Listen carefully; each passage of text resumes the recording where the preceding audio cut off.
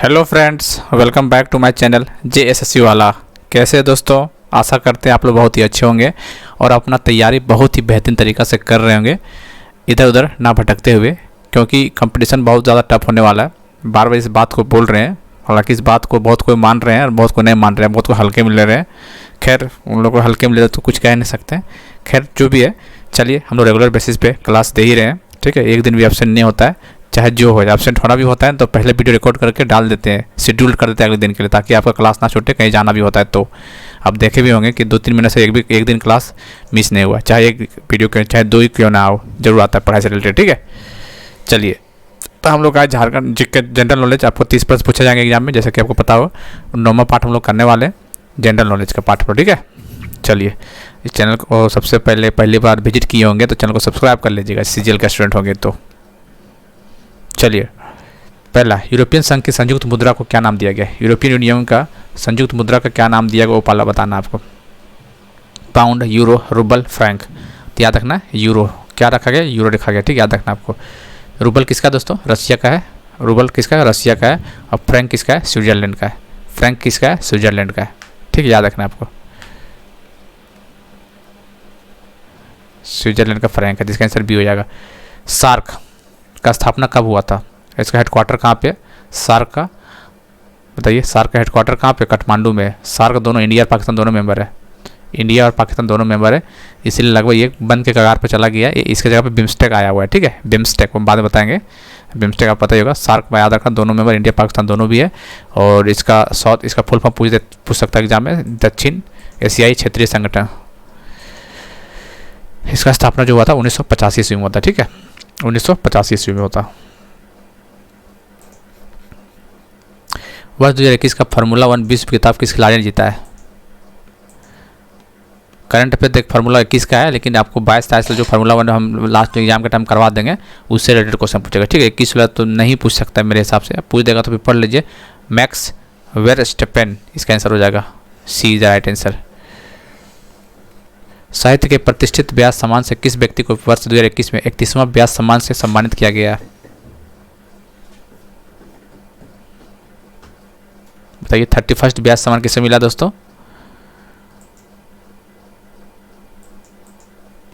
चलिए, किसे मिला? असगर वजाहत को मिला है। ए, भारत में सर्वाधिक बोली जाने वाली भाषाओं में बांग्ला का स्थान कितना है? इंपॉर्टेंट क्वेश्चन है।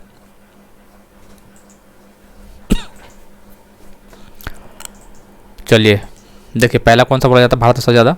यहाँ लिख ही देते हैं। पहला कौन सा है? सॉरी, हिंदी। पहला हिंदी पढ़ा जाता है, दूसरा में आता है बांग्ला, तीसरा में क्या आता है? मराठी, चौथा में क्या आता है? तेलुगु, और पांचवा में क्या आता है? तमिल।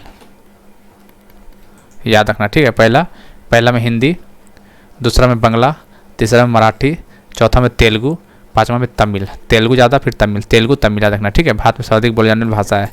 पहला में हिंदी, दूसरा बांग्ला, तीसरा मराठी, चौथा तेलुगु, पांचवा तमिल, ठीक है। तो इसका आंसर कौन सा हो जाएगा? क्या बोला है? बांग्ला नहीं तो दूसरा है बांग्ला, देख सकते हैं आप लोग।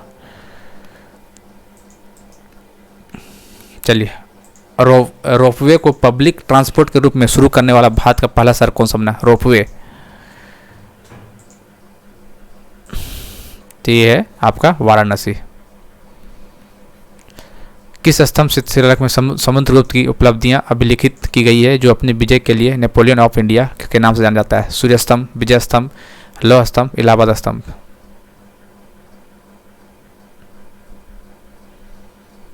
क्या होगा? इलाहाबाद स्तंभ इसका आंसर हो जाएगा। इसका 7 का डी हो जाएगा, ठीक है। चलिए, 7 का डी हो जाएगा। चित्तौड़गढ़ में विजय स्तंभ, कहाँ विजय स्तंभ पहले पूछ देगा, कहाँ पर है दोस्तों? टावर ऑफ विक्ट्री कहाँ पे है? ये चित्तौड़गढ़ में। किसने बनवाया था?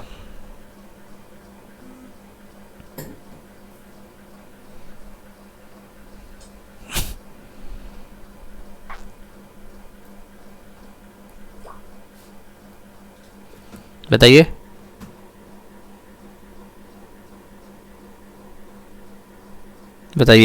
चित्तौड़गढ़ में जब विजय स्तंभ कहाँ पे? चित्तौड़गढ़ में। इसको बोलते हैं टावर ऑफ विक्ट्री। बनवाया था किसने? राणा कुंभ ने बनवाया था। कौन? राणा कुंभ ने बनवाया था। इसका आंसर बी हो जाएगा। औपनिवेशिक भारत में भारतीय विधवाओं के लिए शारदा सदन स्कूल की स्थापना किसने की थी?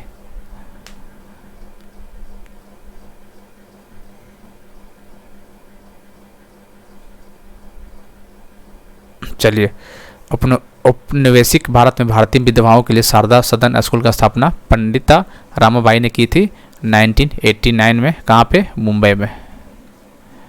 ठीक है, 1989 मुंबई में। इंग्लैंड के हाउस ऑफ कॉमन्स द्वारा भारत के किस गवर्नर जनरल पर महाभियोग चलाया गया था?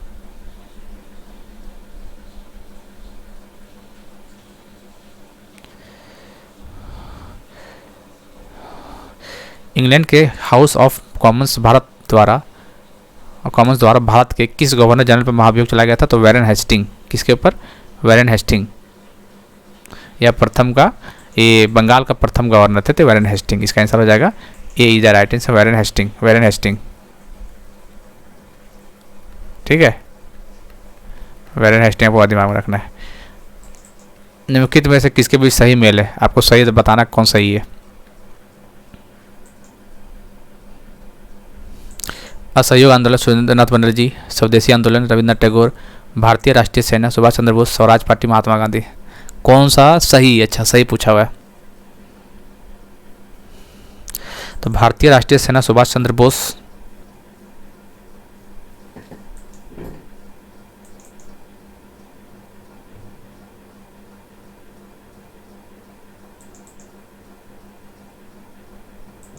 चलिए, तो देखिए, असहयोग आंदोलन, स्वदेशी आंदोलन रविन्द्रनाथ टैगोर नहीं है दोस्तों। स्वदेशी में एक्टिव नहीं थे, मतलब शामिल तो थे लेकिन इसको मुख्य रूप से वो नहीं थे। तो बताइए कौन था उस पर। और जो स्वराज पार्टी है वो मोतीलाल नेहरू थे। याद रखना, स्वराज पार्टी मोतीलाल नेहरू और चित्तरंजन दास थे। तो ये गलत है। इसका मतलब सही भारतीय राष्ट्रीय सेना सुभाष चंद्र बोस। इसका राइट आंसर हो जाएगा सी। किस राज्य में गमछा एक सांस्कृतिक प्रतीक है? गमछा,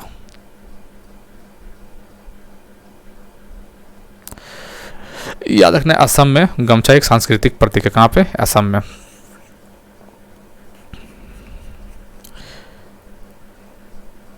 निम्नलिखित में से कौन सा जोड़े सही नहीं है? अच्छा, कौन सा जोड़ा सही नहीं बताना है, कौन सा गलत है वो पूछा हुआ। ठीक है, शिमला हिमाचल प्रदेश, दार्जिलिंग पश्चिम बंगाल, पंचमढ़ी मध्य प्रदेश, देहरादून उत्तर प्रदेश।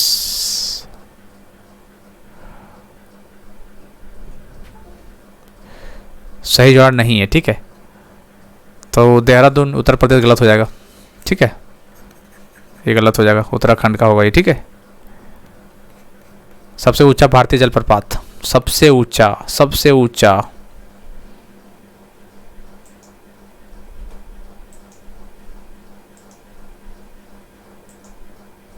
बताइए सबसे ऊंचा जलप्रपात भारत में कौन सा है? 455 मीटर का है। याद रखना आपको, कितना? 455 मीटर, कर्नाटका में। बताइए, अब इतना हिंट दे दिए, कर्नाटका में है। तो कौन सा है? कुंचिकल। कुंचिकल वाटरफॉल सबसे ऊंचा जलप्रपात है भारत में, 455 मीटर का है। क्षेत्रफल दृष्टि से निम्नलिखित भारतीय राज्यों में सबसे अधिक वन आच्छादन किस राज्य का? सबसे वजन परसेंटेज बाय एरिया वाइज बोला, किसके बारे किसे कुछ चीज़ नहीं बोला, एरिया वाइज बोला। तो एरिया वाइज बताइए, पता ही होगा एरिया वाइज।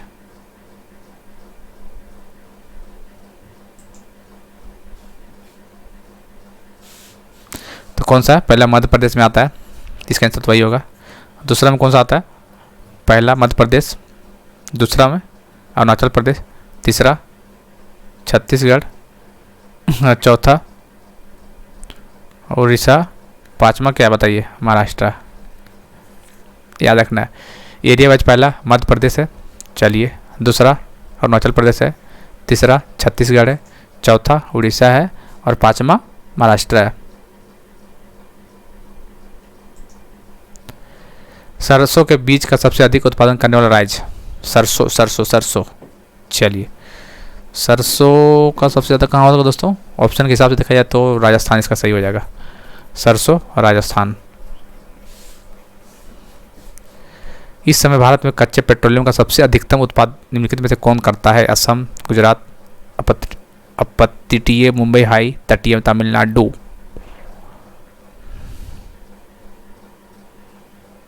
कौन सा इसका आंसर हो जाएगा? इसका आंसर हो जाएगा आपका सी, मुंबई हाई।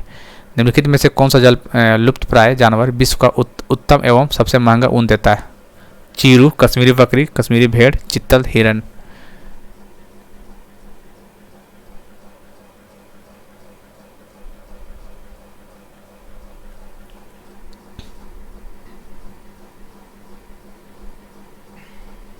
चलिए तो चीरू याद रखना, चीरू तिब्बती एंटेलोप, ये सबसे महंगा इसका ऊन मार रहता है, ठीक है, चीरू चीरू।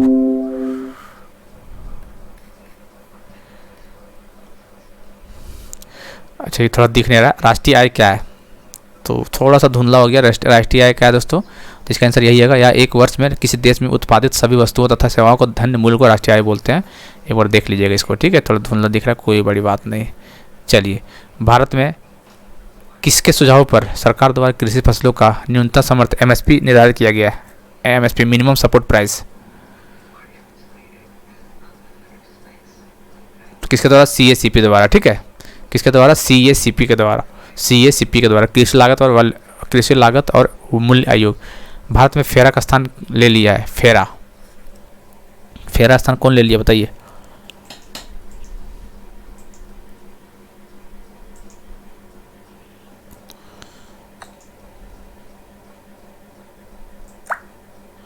बताइए।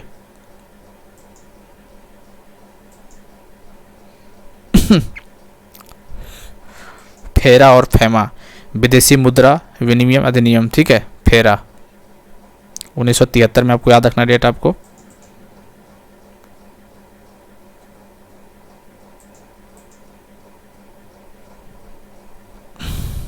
चलिए, फेरा का फुल फॉर्म क्या होता है, विदेशी मुद्रा विनिमय अधिनियम, विदेशी मुद्रा विनिमय अधिनियम, ठीक है, याद रखना है, फेरा का फुल फॉर्म आपको याद रखना चाहिए। और फॉरेन एक्सचेंज रेगुलेशन एक्ट, ठीक है, फॉरेन एक्सचेंज रेगुलेशन एक्ट, ये 1973 डेट याद रखना है फेरा का, फॉरेन एक्सचेंज रेगुलेशन एक्ट 1973, उसमें फेमा का रूप में दर्जा दे दिया गया था, ठीक, कौन सा, फेमा, तो फेरा को फेमा से बना दिया गया। देखिए, फेरा जो एस्टेब्लिश का हुआ था, डेट इंपॉर्टेंट है, 1973 में। फेरा से फेमा कब किया गया, इसको उर्दू बताइए, फेरा से फेमा कब किया गया, 2000 ईस्वी में, कब, 2000 ईस्वी में, कब, 2000 ईस्वी में, ठीक है 2000 ईस्वी में किया गया, ठीक है, याद रखना था। इसको फेमा कौन सा होगा इसका आंसर, इसका आंसर हो जाएगा फेमा। फेमा का full form foreign exchange management act, foreign exchange management act, पहले था रेगुलेशन एक्ट था, अब क्या कहता है, मैनेजमेंट एक्ट कर दिया गया, ये 2000 में किया गया ये, ठीक है। 21 का ए हो जाएगा, 21 का ए हो जाएगा, फेरा से फेमा हो गया 2000 में। फेरा 1973, मैनेजमेंट एक्ट फेमा 2000 में बना दिया गया, ठीक है। भारत में पंचवर्षीय योजना का प्रारूप अनुमोदन जाता है, भारत में पंचवर्षीय योजना का प्रारूप का अनुमोदन किया जाता है किसका, राष्ट्रीय विकास परिषद द्वारा, ये 22 का ये हो जाएगा। संविधान के निर्माताओं के मनोभाव और आदर्श प्रतिबिंबता होते हैं, संविधान के निर्माताओं के मनोभाव और आदर्श प्रतिबिंबित होते हैं उद्देशिका में, किसके, उद्देशिका में, इसका आंसर हो जाएगा सी। निम्नलिखित में से कौन सा मौलिक कर्तव्य के अंतर्गत नहीं आता है, मौलिक कर्तव्य के अंतर्गत कौन नहीं आता, आप ऑप्शन देखिए, बताइए कौन नहीं आता है।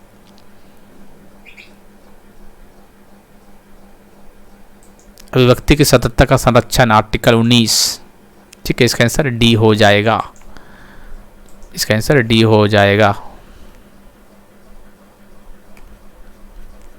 25, राष्ट्रपति का अध्यादेश कितनी अवधि के लिए लागू रहता है,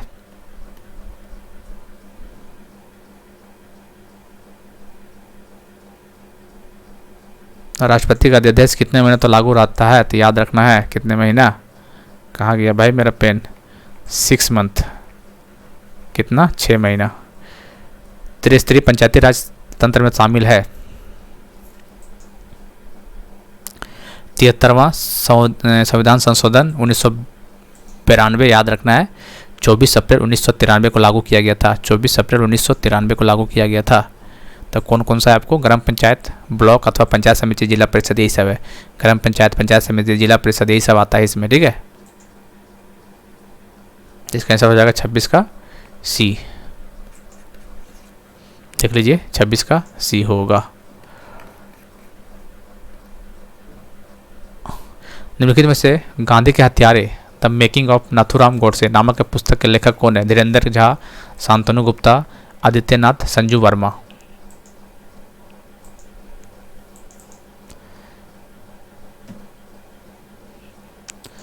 'गांधी के हत्यारे the making of Nathuram Godse नामक पुस्तक के लेखक धीरेन्द्र झा है, ठीक है, दिल्ली के पत्रकार है धीरेन्द्र झा। तो इसका आंसर ए हो जाएगा, 27 का ये हो जाएगा ए। निम्नलिखित में से कौन सा हाईकोर्ट न्याय घड़ी स्थापित करने वाला देश का पहला हाईकोर्ट बन गया है?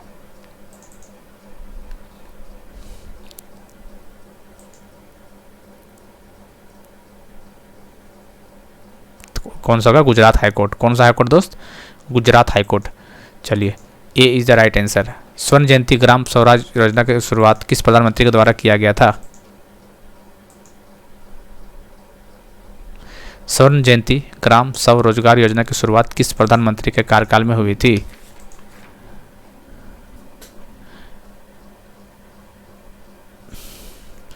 डेट बता देते हैं आपको तो पता चल जाएगा उस टाइम पे, 1999 में, ठीक है। स्वर्ण जयंती ग्राम स्वराज योजना 1999 में स्टार्ट किया गया था। उस टाइम पे प्रधानमंत्री कौन थे? Atal Bihari Vajpayee. Last question of the day, set 9 का। झारखंड के प्रथम और गैर आदिवासी मुख्यमंत्री बनने का श्रेय किसका है? तो भाई रघुवर सरकार जी, ठीक है। तो इसका ए हो जाएगा, ठीक है। 5 साल कार्यकाल पूरा किया था पहली बार, ठीक है दोस्तों। तो सेट हम लोग का 9 कंप्लीटेड हो गया जीके का, और 15 सेट करेंगे टोटल, 9 तक होगा, 6-7 सेट और करेंगे झारखंड जीके, फिर करेंगे धीरे धीरे जैसे जैसे एडमिट का नोटिफिकेशन एक बार आनंद दीजिए, उसके बाद पूरा तेज़ी से काम करेंगे, एकदम मज़ा आ जाएगा एकदम देख करके, ठीक है। चलिए, फिर हमारा टेलीग्राम चैनल JSSC वाले पे भी जुड़ना है, और हमारे यूट्यूब पर जुड़ना है। मिलते हैं अगली वीडियो में, तब तक के लिए जय हिंद, जय भारत।